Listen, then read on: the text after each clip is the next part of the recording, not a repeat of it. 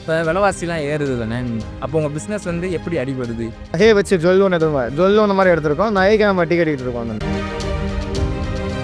Petrol விலையும் ஏறிடுச்சுல. 100 எவ்வளோ இருந்தது, இப்போ வந்து நியர்லி 101 ரூபா தாண்டியா இருக்கு. இப்போ பால் விலை கூட கூடியிருக்கு. நான் 20 ரூபாய்க்கு ரோஸ் மில்க் கற்றுக்கிறேன், இப்போ 25 ரூபாய்க்கு விற்கிறேன்.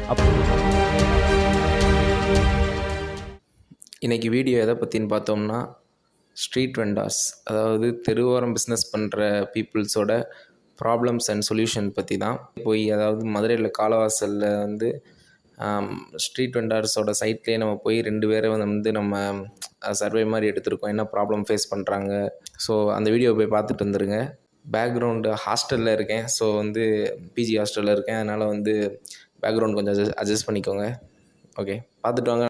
இப்போ விலைவாசிலாம் ஏறுது தானே. அப்போ உங்கள் பிஸ்னஸ் வந்து எப்படி அடிபடுது அப்படின்னு? ஆக்சுவலி வடிவம் சயின்ஸ் பார்த்தீங்கன்னா, இப்போ கரும்பு இன்வெஸ்ட்மெண்ட்ஸ் பார்த்தீங்கன்னா, இப்போ கரும்புக்கு பார்த்தீங்கன்னா, முன்னாடி கரும்புக்கு கிலோவே வந்து 4 ரூபா 5 ரூபா எல்லாம் இருந்துச்சு. இப்போ 7 ரூபா வரைக்கும் ஏறி இருக்கு. இன்னொன்று என்ன, அந்த கரும்பு புளியும்போது நம்ம சாறு எடுக்கிறோம். பட் ஒரு கரும்புல ஒரு சாறு தான் வரும். 1.5 கரும்பு அந்த கரும்பு அந்த தான் வந்து பார்த்தீங்கன்னா, அது ஒரு இது இருக்குது. ஸோ அது ஒரு 20 ரூபீஸும் கொடுக்குறோம். இது போக இது வந்து பெட்ரோலில் தான் இயங்கும். கோண்டாஞ்சி பெட்ரோல் தான் இயங்கும்.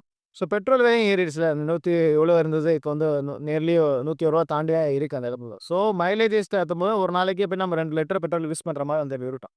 ஸோ அந்த பெட்ரோலு நம்ம கரும்பு, ஏன்னா கரும்பில் வந்து ப்ராஃபிட் மார்ஜின் கம்மி தான், ரொம்ப கிடையாது, கம்மி தான். ஸோ இருந்தாலும் ஓகே, நம்ம இயற்கையான பானம் கொடுக்குறோம். அது ஃபியூச்சரில் வந்து நல்ல ஒரு பிஸ்னஸ் எல்லாம் டெவலப் ஆகும் அப்படின்னு நம்பிக்கையில் தான் வந்து நம்ம செஞ்சுக்கிட்டு இருக்கோம். ப்ராஃபிட் இருக்குது, விலைவாசி ஒரு பக்கம் இருந்தாலும் ப்ராஃபிட் இருக்குது. பட் ஹையூஜ் அமௌண்ட் ப்ராஃபிட் நம்ம எடுக்க முடியாது அந்த இடத்துல. கொஞ்ச நாள் இன்வெஸ்ட்மெண்ட் வந்துடும்ல. கடன் வாங்கியிருக்கீங்களா? விலைவாசி கூடுறப்ப கடன் வாங்கியிருக்கீங்களா? இப்போ மேக்ஸிமம் ஜுவல் லோன் அந்த மாதிரி எடுத்திருக்கோம். கடன் கேட்டால் நான் நகையை வச்சு ஜுவல் லோன் ஜுவல் லோன் மாதிரி எடுத்திருக்கோம். நகைக்கு நம்ம வட்டி கட்டிகிட்டு இருக்கோம் அந்த. Okay, okay, okay. இப்போ வந்து விலைவாசிலாம் ஏறுதுல்ல, அது வந்து உங்கள் பிஸ்னஸை எந்த வகையில் பாதிக்குது? கண்டிப்பாக இப்போ பால் விலை கூட கூடியிருக்கு. நான் 20 ரூபாய்க்கு ரோஸ் மில்க் கற்றுக்கிறேன், இப்போ 25 ரூபாய்க்கு விற்கிறேன். அப்பன்றப்ப எனக்கு ஒரு நாளைக்கு 100 ரோஸ் மில்க் ஒரு இடத்துல இப்போ 80 ரோஸ் மில்க்கும் அந்த மாதிரி ட்ராப் ஆகும். இப்போ ஹோல்சேலாக வாங்குறீங்கல்ல, இப்போ விலைவாசி ஏறிருக்கு அப்படின்றப்ப உங்கள் இன்வெஸ்ட்மெண்ட் வந்து போடுறதுக்கு வந்து கரெக்டாக இருக்கா? இல்லைனா எதுவும் கடன் வாங்குற மாதிரி இருக்கா?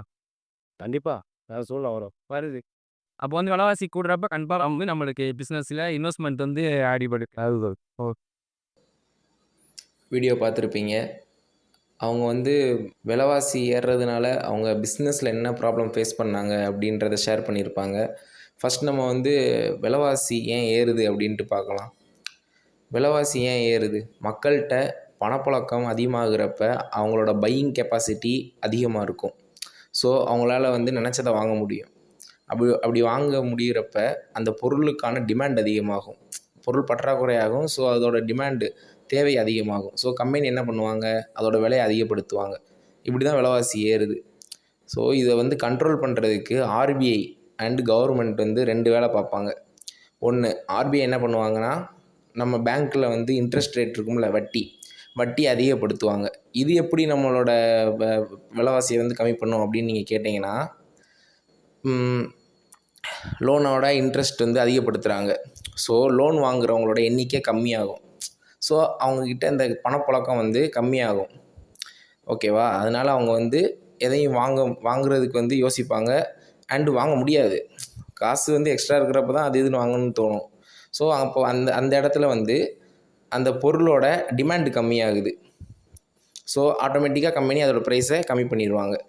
இது ஒரு வகையானது. நம்ம கவர்மெண்ட்டு, ஸ்டேட் கவர்மெண்ட்டு என்ன பண்ணும் அப்படின்னு பார்த்தோம்னா, டேக்ஸ், வரி. இப்போ டேக்ஸ் வந்து போடுறப்ப நம்மகிட்ட எக்ஸ்ட்ரா அமௌண்ட் இருக்கிறப்ப நம்ம வரி கட்டுவோம்.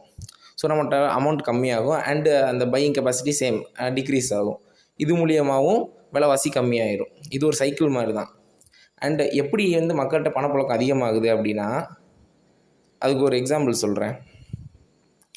இப்போ வந்து நம்ம கவர்மெண்ட் வந்து நம்மளுக்கு வந்து ரோடு போடுறது அண்டு இந்த பாலம் கட்டுறது, இந்த மாதிரி ஒரு பப்ளிக் கான்ட்ராக்ட் எடுத்து பண்ணுறாங்களா, இந்த மாதிரி பண்ணுறப்ப ஒரு பிக் எக்கனாமி இது நம்ம ஸ்டேட்டுக்குள்ளே வந்து சர்க்குலேட் ஆகும். இப்போ பணம் வந்து பெரிய அமௌண்ட்டில் வந்து சர்க்குலேட் ஆகும். ஸோ இது மூலியமாக நிறைய பேத்துக்கு வேலைவாய்ப்பு கிடைக்கும். எப்போல்லாம் வந்து கவர்மெண்ட் வந்து இந்த மாதிரி வந்து திட்டங்கள் வந்து நிறைவேற்றப்படுதோ, கவர்மெண்ட்டோட திட்டங்கள் நிறைவேற்றப்படுதோ, அப்போல்லாம் பீப்புள்ஸோட எம்ப்ளாய்மெண்ட் ஆப்பர்ச்சுனிட்டி அதிகமாகும். அது மூலியமாக அவங்களுக்கு வந்து காசு ஏர்னிங்ஸ் வந்து அதிகமாகும். ஸோ இதெல்லாமே வந்து ஒரு சர்க்குலர் செயின்.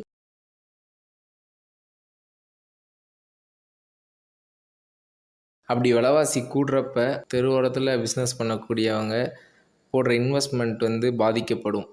ஸோ அந்த டைமில் நீங்கள் வெளியில் போய் கடன் கந்து வட்டி இந்த மாதிரி வாங்குறப்ப இன்ட்ரெஸ்ட் ரேட்லாம் மேக்ஸிமம் அதிகமாக தான் இருக்கும். ஏன்னா அர்ஜெண்ட்டாக நீங்கள் கேட்பீங்க. ஸோ அதுக்கு அவங்க போடுற இன்ட்ரெஸ்ட் நீங்கள் வந்து கொடுத்து தான் ஆகணும். ஸோ இதுக்காண்டி வந்து ஒரு சூப்பரான ஒரு ஸ்கீம் இருக்குது.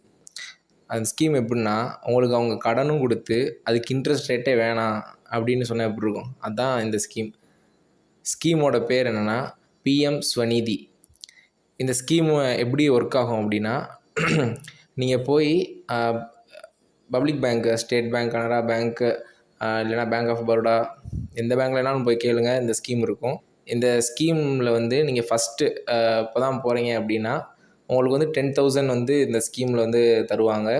அதுக்கு இன்ட்ரெஸ்ட் ரேட் வந்து 9% இருக்கும். என்ன இன்ட்ரெஸ்ட் ரேட் கிடையாது அப்படின்னு சொன்ன சொல்கிறேன் அப்படின்னா, அதுக்கு ஒரு ரூல்ஸ் இருக்குது. எப்படின்னா, அவங்க வந்து 1 இயர்க்குள்ளே அதை ரீபேமெண்ட் பண்ண சொல்லுவாங்க.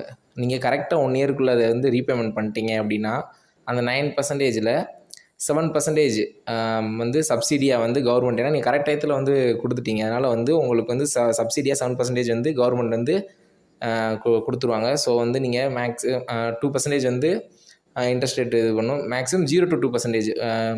ஆல்மோஸ்ட் உங்களுக்கு வந்து இன்ட்ரெஸ்ட்டே இல்லாத மாதிரி தான் இருக்கும். அப்புறம் இன்னொரு அட்வான்டேஜ் என்னென்னா, நீங்கள் வந்து கரெக்ட் டயத்தில் வந்து அந்த 10,000 ரூபாய்க்கான இன்ட்ரெஸ்ட்டும் அந்த இதையும் வந்து கொடுத்து முடிச்சிட்டிங்க. அப்படின்றப்ப நீங்கள் நெக்ஸ்ட் இயர் போய் நீங்கள் இதே இதுக்கு அப்ளை பண்ணுறீங்க அப்படின்னா உங்களுக்கு வந்து 10,000 தர மாட்டாங்க, 20,000 தருவாங்க. இதுக்கும் சேம் தான், 9% இன்ட்ரெஸ்ட். நீங்கள் கூட அவங்க சொல்கிற டயத்துக்குள்ளே கொடுத்துட்டீங்க அப்படின்னா இன்ட்ரெஸ்ட்டு கிடையாது, அவங்க சப்சிடியாக கழிச்சிருவாங்க. இப்போ வந்து நெக்ஸ்ட்டு அப்படின்னா அதுக்கு அடுத்த வருஷம் நீங்கள் வந்து போய் அதே மாதிரியே இந்த ஸ்கீமில் அப்ளை பண்ணுறீங்கன்னா உங்களுக்கு இந்த வருஷம் 20,000 கிடையாது, 50,000 தருவாங்க. சேம் ப்ராசஸ், 9% இது சொல்கிற டைமில் கொடுத்துட்டிங்கன்னா இன்ட்ரெஸ்ட் கிடையாது. இதே நீங்கள் வந்து சொல்கிற டயத்தில் வந்து கொடுக்க முடியல அப்படின்றப்ப நீங்கள் 9% இன்ட்ரெஸ்ட் ரேட்டு கொடுக்குற மாதிரி தான் இருக்கும். ஸோ எனக்கு தெரிஞ்சு இது வந்து ஸ்ட்ரீட் வெண்டார்ஸ்க்குலாம் கொஞ்சம் யூஸ்ஃபுல்லாக இருக்கும்னு நினைக்கிறேன். இந்த பிஎம் ஸ்வநிதி ஸ்கீம் அர்ஜென்ட்டுக்கு நீங்கள் யூஸ் பண்ணிக்கலாம். ஸோ இதை வந்து நான் வந்து உங்கள்கிட்ட வந்து ஷேர் பண்ணணும் அப்படின்னு நினச்சேன், அதனால தான் இந்த வீடியோ.